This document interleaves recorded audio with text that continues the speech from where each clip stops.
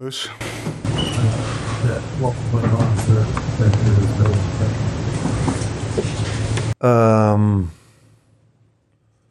They were in every aspect of football better the first half. I would say like last season.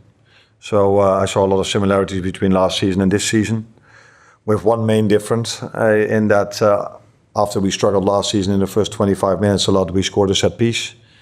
And that changed the game. They kept on outplaying us for 90 minutes, but it did help us to get some energy to keep defending well. Last season, they didn't create that many chances. I think today they created more, but it wasn't that they had chance after chance after chance. But this time, they were much more effective with the chances they had. So first goal, I don't think that's a big chance. I think that's also quality. Third goal, it's not a big chance, but it's quality. Second goal, set piece. and to be in Real Madrid on Tuesday, so kind of that now. So there was some big interest in you after. Of course, everyone is disappointed. So it was a very good start of the week, winning Villa, winning Real Madrid. But if you thought you already faced two strong opponents, then Man City comes crush you. Away, also at the Etihad, that is for every team difficult, including us.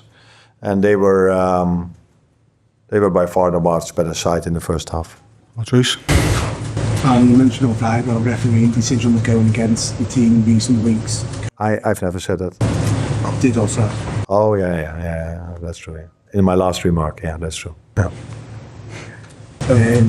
What's your view on the incident? Yeah, I would like to emphasize on the fact that being 2-0 down at halftime was a fair reflection of how the game went.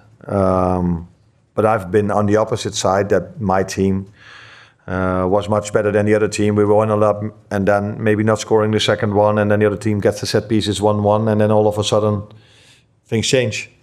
So this can happen in football. It's not to say for me that it was a clear and obvious for me that it was a wrong decision that this goal was not allowed. But that doesn't, I will not say that because of that we've lost the game, because after 1-1, if City just kept on playing like they did, then we would have struggled in the second half as well. But I constantly felt if we are managing to keep maybe 1-0 down till halftime, we can maybe adjust a few things, which was definitely necessary because we were constantly coming one or two players short in the midfield because Doku and O'Reilly gave us a lot of problems with the two of them. So yeah, then 1-1 would have been the biggest gift we could get at halftime, and because in my opinion the second half was a different game. But being 2-0 down and later 3-0 down, that maybe doesn't give a good reflection of how things would have went if it would have been 1-1. Beth? So it felt like to the first ones, first in terms of red duos and things like that, I was thinking how on the losing side, a lot of those individual battles, how frustrating it's that, especially just being Real Madrid and seeing like the team much better if they're winning those. Yeah, that's true. But it's also easy for players to win their duels if the game plan, if the tactics are working, and I think that's what it did against Villa, as what it did against Madrid. But we struggled now a lot with them bringing so much players into the center of the pitch, and it was difficult for some of our players then to make the right decision. So I think it wasn't about my players not wanting to make the duel. They had to run a lot because they were so much better on the ball than us. They were a few times then too late, so I would first and foremost then always look to the game plan and of us and them, and not blame my players at all, because in the second half when we were doing better, I think you could also see that they were able to win much more duels, and then we were more than a few times able to win the ball, which did not result in a goal from us, but yeah, in that period of time, I think in the second half we definitely deserved the goal. Richard? Arne, I believe the league to already this season. Can you hear of the general pattern of whether you think this is a technical one to the others? Over the season as a whole, is that the field far too many, and how do you associate it with the title rights?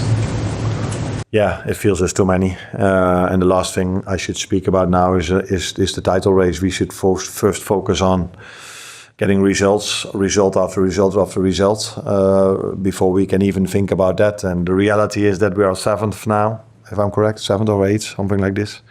One team is quite far ahead, although City is maybe 4 points, I think, away from Arsenal. The rest is quite close. And I've said last season many times, even after when we were leading in the beginning, and the best way to judge the league table is of course after 38, but the next best thing to judge it is after 19 games, because then you all faced the same opponents. And our first focus should be on getting results in, and the last thing we should focus on is on the title race, which is something we could do last season. But also not the previous 2 seasons before. But we need to improve, and that's obvious. Thank you.